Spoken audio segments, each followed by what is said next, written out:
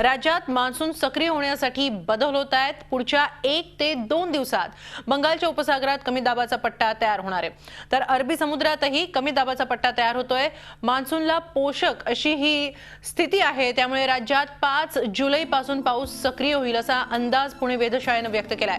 जून जरी कोरडा गेला असला तरी जुलै आणि ऑगस्ट मध्ये चांगला पाऊस होईल असाही अंदाज व्यक्त करण्यात येतोय।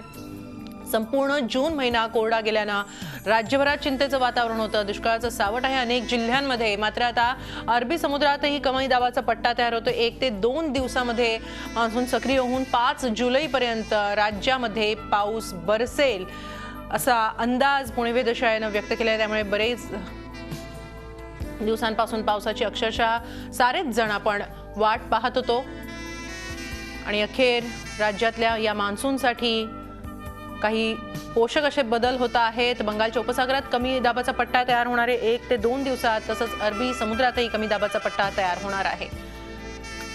त्यामुळे जून महिनाभर आपण ज्याची आतुरतेने वाट बघत होतो तो पाऊस आता जुलैच्या पहिल्या आठवड्यात सुरू होण्याची शक्यता आहे।